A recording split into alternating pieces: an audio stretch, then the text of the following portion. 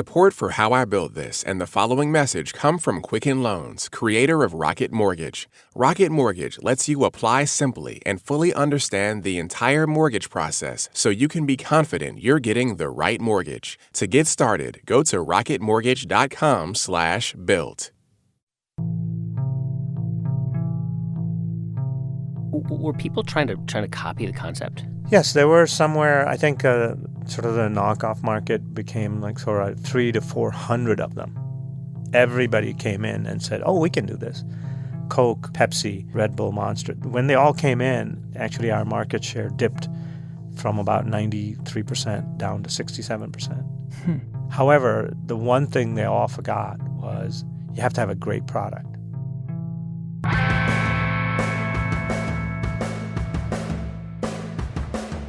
From NPR, it's How I Built This, a show about innovators, entrepreneurs, idealists, and the stories behind the movements they built. I'm Guy Raz, and on today's show, how a former Hindu monk turned a tiny bottle of caffeine and vitamins into a billion-dollar business.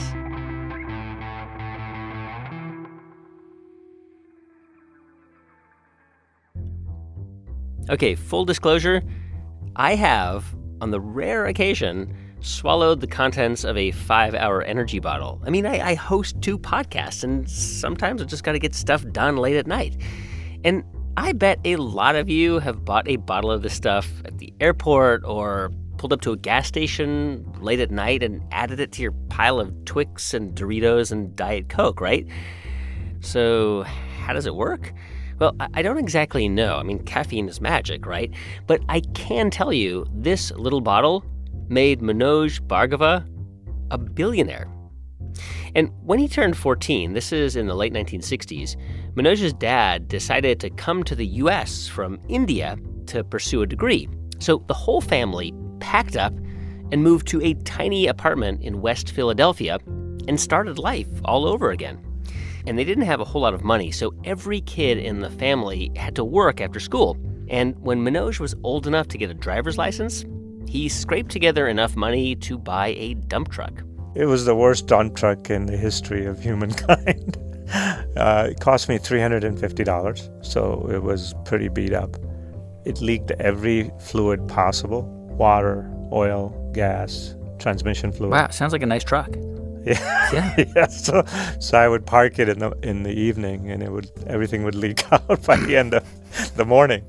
So wait, why did you buy the dump truck? Well, I got a job to clean houses in the ghetto in Philadelphia. These were either abandoned houses or houses that were being built. So I hired somebody, some other kid, and we used to go and clean the houses, throw everything on the truck, go to the dump site, and try to dump this thing, which, of course, the dump doesn't work very well either. So we have to get on the top of the truck and push everything, jump up and down and try to shove it down. Wow. It's probably the toughest job I've ever had. So how much money did you make doing this? Like, was it really worth the money? Well, I made $500 for the summer, and then I sold the truck to somebody for $350, so I got all my money out of the truck. But you turned a profit. Well, yeah, there was a lot of, I don't know if it's a profit because we worked 11 hours a day, 5-6 days a week, all summer for $500. Wow. So I wouldn't say it was incredible amounts of profit there. Okay, so you do this, I guess, as you are thinking about college, and then did you apply? You applied to college? Well, I applied to a few schools and ended up at Princeton. That's pretty good. Yeah, it was okay. I think my father was happier than I was. You weren't happy? Well, I was obviously honest, about it. And I said, look, this is great, but this isn't, you go to college for really one purpose. I know fancy people have different reasons, like broaden your mind.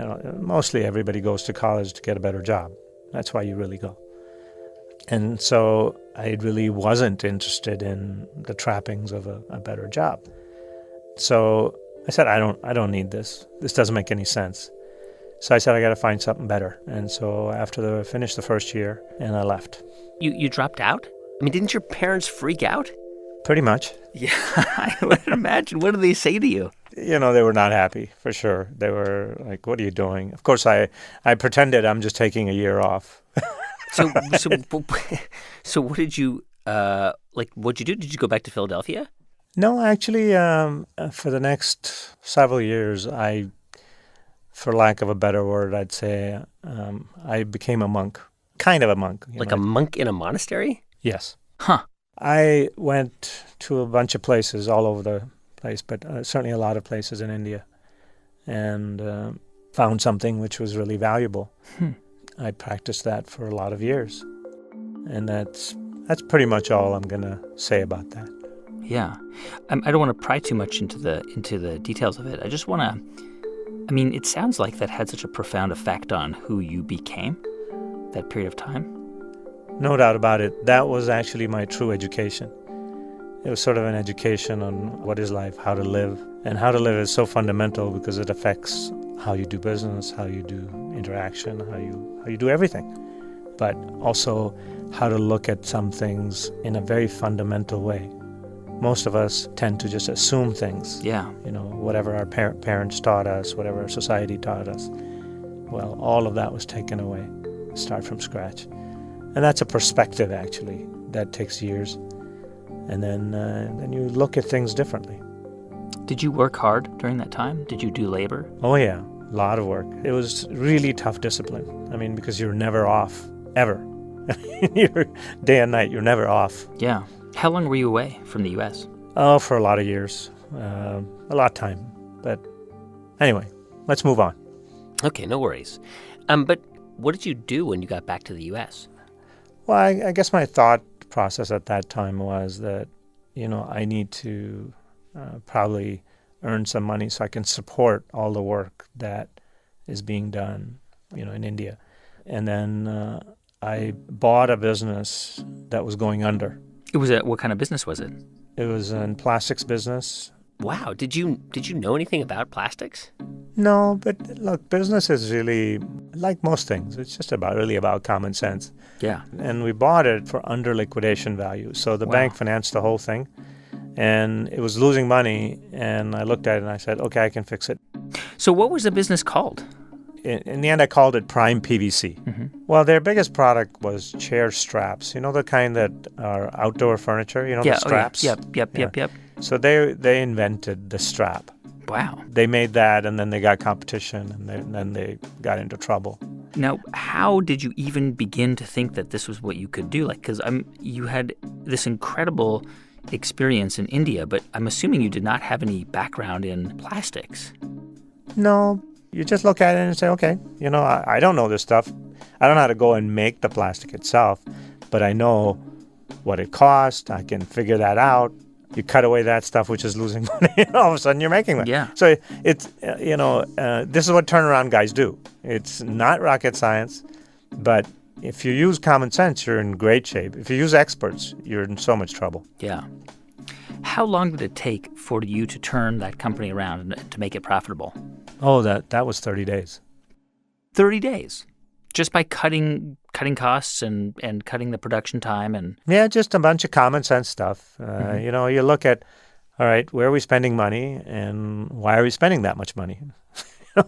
It's, again, like I said, it's just common sense. You say, okay, I spent $10,000 on this. Well, why? Is it making anything? No. Well, then cut it out. So how long were you running this company? Well, I was involved in it for about 7 years. And we grew it from zero to about, I think when I left, it was $23 million in sales. Wow. So you sold that company? Yes, I kind of retired from it first. I said, okay, I've done this already. All right, I got to go do something else. So I left town. So I'm assuming that when you sold this company, you were financially secure for the rest of your life. Yeah, pretty much.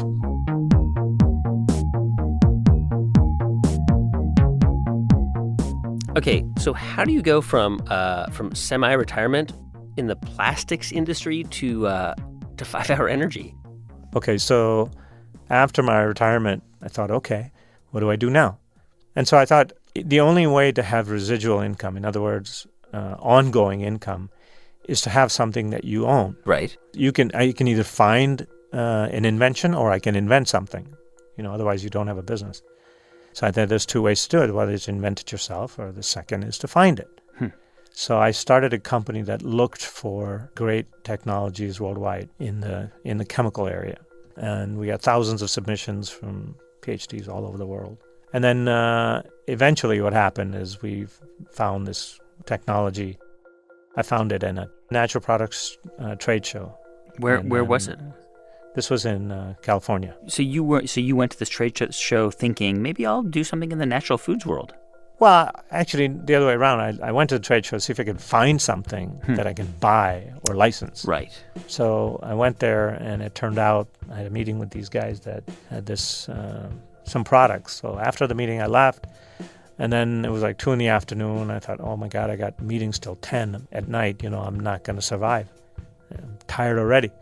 So then they had some energy, something. So I said, I went back to them. I said, you said you had energy product. Can I get some? So they gave me a little bit. And my God, I took it. And I said, whoa, this is amazing. Wait, these were just people displaying a product at the trade show? Yes. And it was an energy drink? Yeah, it was a big drink. It was a 16-ounce drink. Yeah. And it was amazing. For the next, hours and hours, I just felt great. So I thought, okay, I could sell this. So I went back to them, and these are, science guys, PhDs, and so on. And I'm just a lowly business guy, so they just basically sell Get Lost. What did you say? You said to them, hey, I want to work with you guys. I want to license this thing. I want to buy this from you. And they said, no, we're not interested. Correct. So I kind of looked at it and said, okay, I should be able to figure out very quickly. So, I looked at the label and I said, okay, this is a good starting point. What was it? What was in the drink? I mean, when they list the ingredients, they don't tell you how much of what. Right. Right? So you have to figure that out. So I said, how hard can it be? I'll figure it out. So you go back to where you live and you start to tinker with a recipe to try and recreate a version of this drink? Right. My thought was, if these guys can come up with this, I can do better than this. Where were you doing this? In like a kitchen in your house? Well, no, we obviously I still had a company, and so we had labs and so on. So what I did wasn't really rocket science. It's people always ask you, oh, did you have a science background? Did you have a background in nutrition? Oh, yeah. No, that only messes you up further. It doesn't really help you at all. Okay. Because most inventions have been made by people who didn't have a background in whatever they were inventing. If you look at throughout history, the great stuff was made by people who didn't follow the rules of the experts.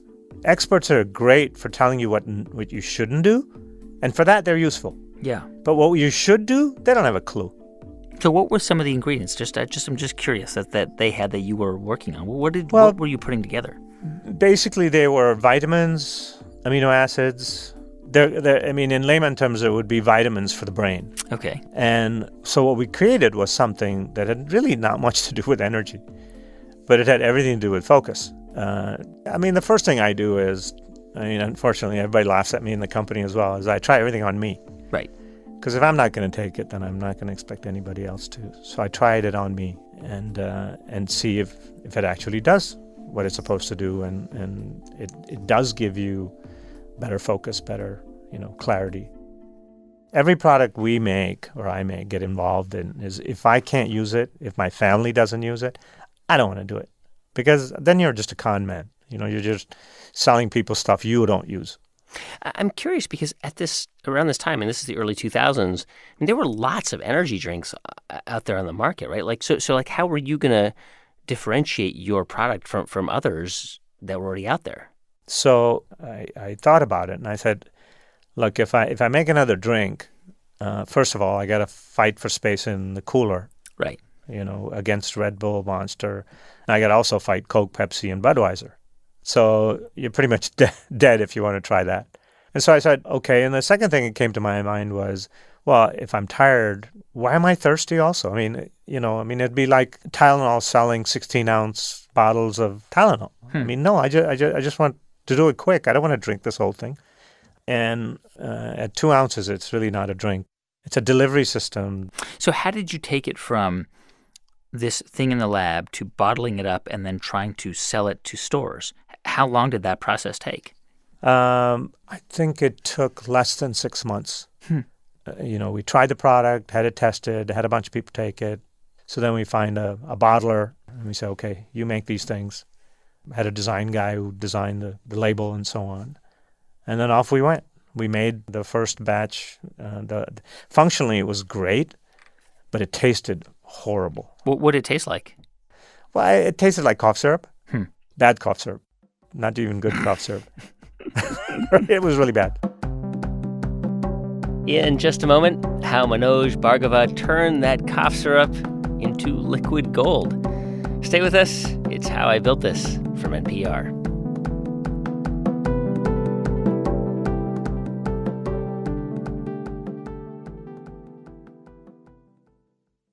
Support for this podcast and the following message come from Cayman Jack. Cayman Jack's premium prepared margarita is made from natural key limes, 100% blue agave nectar, and real cane sugar. For a handcrafted cocktail that's ready to pour, discover Cayman Jack's margarita and mojito at a store near you. Visit CaymanJack.com. Please drink responsibly. Premium malt beverage. American Vintage Beverage Co., Chicago, Illinois. It's How I Built This from NPR. I'm Guy Raz. First of all, isn't it totally nuts that the guy who invented 5-Hour Energy sounds like he has never had a 5-hour energy drink? I mean, talk about chilled out. Anyway, at this point, Manoj had a company and a product that he was still tweaking. And the only thing left was to come up with a name. I didn't pay attention to the advertising guys who said, oh, no, it's the branding, it's the imaging, and, you should name it Zip or Zap or something, I said, no, I don't care. To me, I understand function, and that's what we're going to do. So we named it 5-Hour Energy. It's not a very clever name because my thought was that you have less than half a second for the consumer to either buy it or not buy it. Yeah. You have to communicate during that half second. What are you? What do you do? What are you about? And so we named it 5-Hour Energy. So how did you even begin to sell the product? Where did you go initially? Well, we went to the largest vitamin store, which is GNC. Mm-hmm. And so we went to them, and they said, okay, sure, we'll keep it. How does that happen? I mean, the largest vitamin store in the country. You've no background in this industry. How did you even get into the door? Well, I think one of the great parts is not having a background in the industry, because those who have great backgrounds in the industry always think it takes forever. They always slow things down. So it turns out GNC always is looking for new products, because once the product gets mass, GNC is sort of out of it. Because, if it's in Walmart and everybody else, nobody's going to buy it at GNC. So you pitched GNC, you went to their headquarters and pitched them on this and, gave them shots? Correct. And so they put them in a bunch of their stores. Just right at the cash register? Right at the cash register. And it just belonged there. You could tell it just looked that way, that it should be there. And it was small. And when was this? This is around 2004, 2005? This is forward. 2004, okay. And how did did they sell right away? No, not really. I mean, I didn't advertise at all. The first week, it sold only 200 bottles, which was horrible. Yeah. And this is 1,000 stores. So. And are you thinking maybe this is not going to work? No, not at all. Not at all. Because first week, I mean, nothing sells that great. So 6 months later, we just waited and sold GNC only. And at the end of that 6 months, it was selling 10,000 bottles a week. How did that happen? Just people tried it, word of mouth. There were a lot of exercise people that buy at GNC, and GNC, has very limited customer base. And so for them to be doing 10,000 a week was astounding.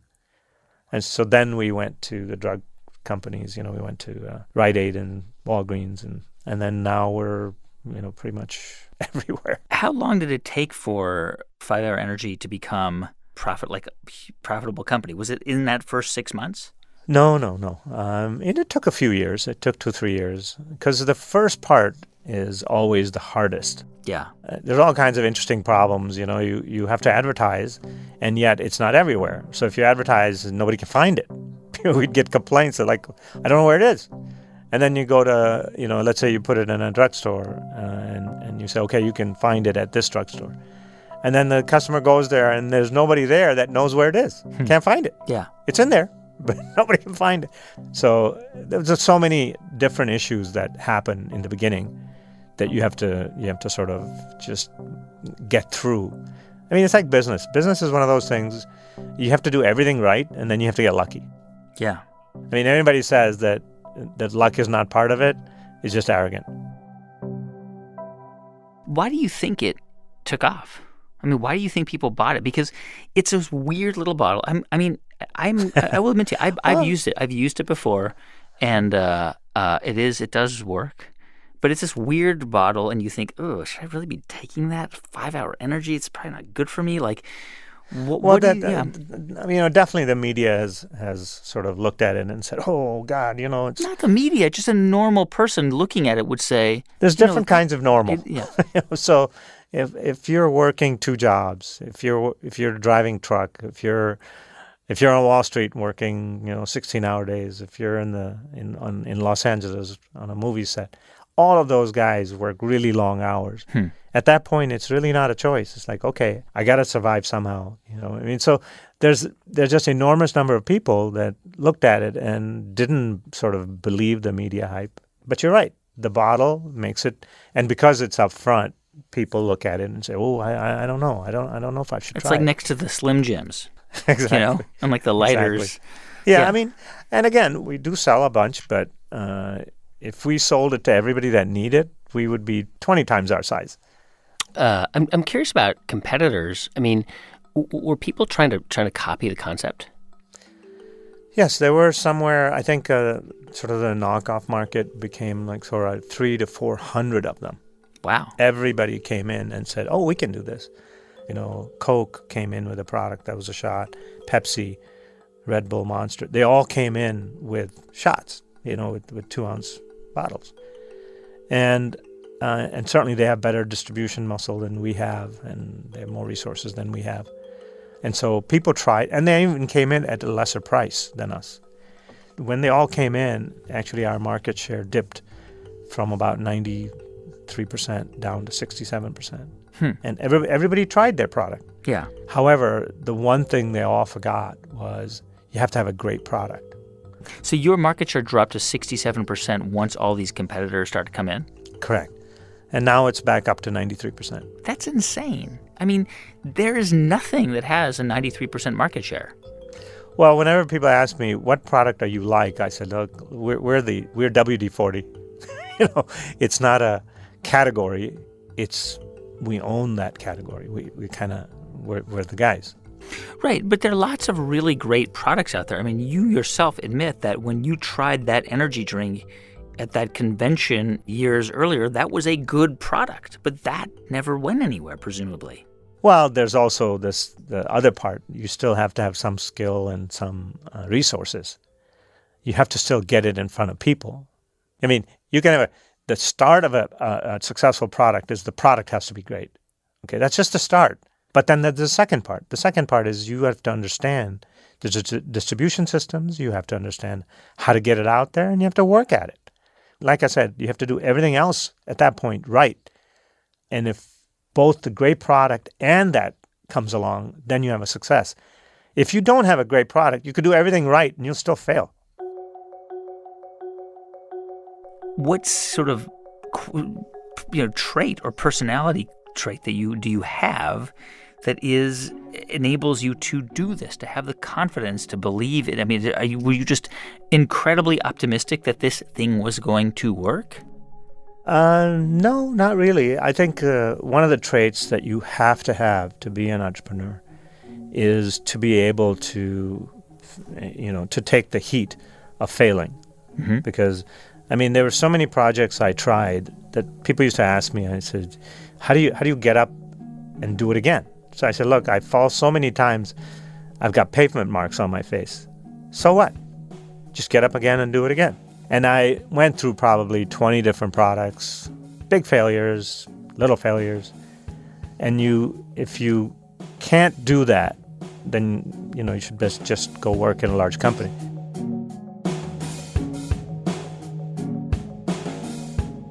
You have signed the giving pledge, which means you promised to give away, is it 99% of your wealth? Is that right? Pretty much. And so 1% will be left, and you have a child. I mean, are you going to, make sure that your son is, will have a life of comfort, or are you basically saying, nope, you're not getting anything? Basically, there's an old saying that if you raise your child to be useless, why give him money? And if you raise your child to be useful, why does he need money? So you expect your child to do it all on his own? Absolutely. Everybody else does. Why, in order to make a good, worthwhile life, you have to have the confidence. The only way you can have confidence is to do it yourself. So to make children miserable is not, I think, the job of parents. And actually, I was lucky because he said, great, I don't want anything. Wow. And so he kind of grew up as a cheapskate. He's probably the cheapest guy I know. How has becoming a very wealthy person changed you or your lifestyle? Not a whole lot. Basically, I get up in the morning and pour myself some cereal, go to work. That I do have the most expensive hobby in the world, which is to work for the people that don't have much. So now, believe me, that's a really expensive hobby. What do you mean? Well, I found out that the bottom third of the world doesn't even have electricity. Do you know what it would be like to just at the end of the day, after 6 or 7 o'clock, to just sit there in the dark? You can't do anything, right? That's it's more than 1 billion people. So I created this thing called the Invention Shop, and we've created equipment to go into these houses really cheap. That'll give them electricity. It's actually a hybrid bicycle. You pedal for an hour and you'll have electricity for a day. To me, what's exciting is to see, for example, we gave these bicycles out as a test, and there was a widow with 3 little kids. And, she was busy all day with the kids. So now with the lights in her house, she's able to sew till midnight, and that gets her $5 a day. And with that, she feeds her family. They even have money for school. That's a thrill. If somebody listening to this is thinking about starting a business, they have no money, no connections, just an idea, what is it that they have to do? What is the one thing that they have to have or focus on? Well, first, use your common sense. Do not use MBA speak. Second, you have to be totally determined. I hate the word passionate because you get hit in the face a few times, passion seems to fade. Determination means basically your face hits the floor 20 times, you get up 21 times. You just get up every time. No matter what happens, you get up and do it again. If you have those two, and the third thing is you need is a sense of urgency. Do it now. Don't wait. Don't delay. If you have those 3 things, those are all you need. Manoj Bhargava is still the CEO of Innovation Ventures, which makes 5 Hour Energy. And despite his past life as a Hindu monk and his general chilled-out sensibility, Manoj does drink 5 Hour Energy. He says about 5 bottles a week. I am assuming you do not drink it before bedtime. No, that would be dumb. That would be pretty dumb.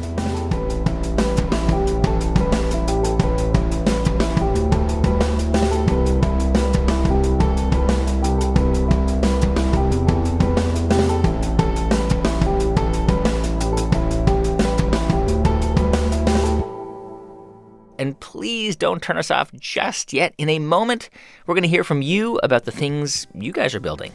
But first, a quick thanks to one of our sponsors, TIAA. Whether it's investing, advice, banking, or retirement, TIAA believes smart financial decisions should enable life, not define it. Because real success isn't just measured in zeros, it's having a career that delivers meaning and purpose. It's connecting with family and friends, and it's giving back. TIAA calls this the new success story, and they want to help you achieve it every day. Learn more at TIAA.org.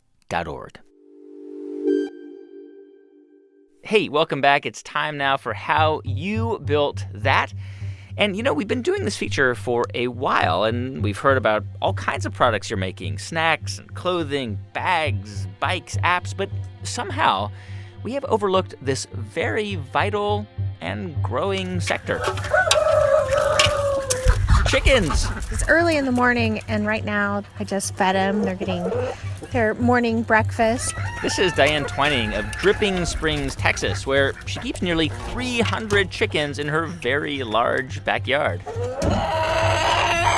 Was that a pig? Anyway, she got her idea for a business about 4 years ago when she and her husband Monty were on a road trip. And at the time, he was in the construction business. We were just kind of lamenting how not fun the commercial construction industry was, and we were brainstorming different ideas, and I said, you should build chicken coops, or we should build chicken coops. Now, back then, Diane only had a couple of chickens in her one coop out back, and she started to tell Monty all the ways that coop could be better. And so I just said, okay, build me a chicken coop, and it has to have, easy access doors. It has to be easy to clean. And I just said, don't build something ugly. So Monty went to work building a coop that was not ugly. And I said, okay, that's cute. It was a coop with a rounded roof, not too boxy, with clean, simple lines. And Diane and Monty thought, hey, we could start selling these coops to other chicken keepers across the country. Because as the local food movement started to take hold all over the country, more and more people, even in cities, wanted chickens. People like the idea of fresh eggs. Even though it's just one item on your breakfast plate, at least you know where it came from. But of course, if you are raising a chicken in a city, that could really bug your neighbors, which, says Diane, is why you need a very classy-looking coop. So we use cedar wood, completely different wood than anybody selling at a big box store or something like that. When you look at one of our coops, you're seeing the grain of the wood. They're just very pretty. Anyway, back when Diane and Monty started their business, Monty made 20 cedar wood coops to start with. And they put them up for sale on Craigslist on a Monday. And by Friday, they were completely sold out. Literally, Friday night, we're out there with our car headlights shining into the shop with our kids helping us assemble all of these coops. So they had a business. Diane and Monty built an 8,000 square foot shop in their backyard to make more coops. And during their busy season, which is right now, they have 10 people working for them. And last year, they sold 1,700 coops, which is enough to keep the family and the chickens going. The only problem, the entire operation has become kind of their obsession. Oh my gosh, we cannot switch off. I mean, we do sometimes talk about other things, but I would say that good percentage of our time is spent talking about Urban Coop Company. That's Urban Coop Company, founded by Diane Twining of Dripping Springs, Texas. To find out more, head to our Facebook page. Just search How I Built This on Facebook. And as always, we love to hear and to share your stories, especially when we can play animal sounds. So please keep them coming. Go to build.npr.org. That's build with a d.npr.org. Hey, thanks for listening to the show this week. If you want to find out more or listen to previous episodes, you can go to howibuiltthis.npr.org. Please also consider subscribing to our show on iTunes, and do us a favor, write us a review while you're there. You can also write directly to us at hibt@npr.org, and if you want to send a tweet, it's at howibuiltthis. Our show was produced this week by Ramtin Arablouei, who also composed the music. Thanks also to Neva Grant, Sanaz Meshkinpour, and Jeff Rogers. Our intern is Claire Breen. I'm Guy Raz, and you've been listening to How I Built This from NPR.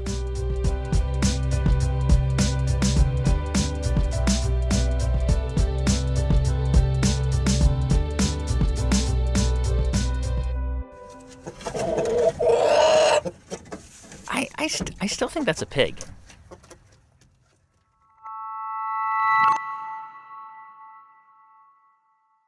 Hey, everybody, I'm Kelly McEvers, host of NPR's Embedded. On March 9th, we are back with our new episodes about police videos. Shots fired, shots fired. What did he do to deserve to be killed that night and shot so many times? People see what they want to see. Almost no one can see those videos from a neutral perspective. I was thinking, see the gun, don't kill him till you see the gun. Find Embedded on the NPR One app or at npr.org/podcasts.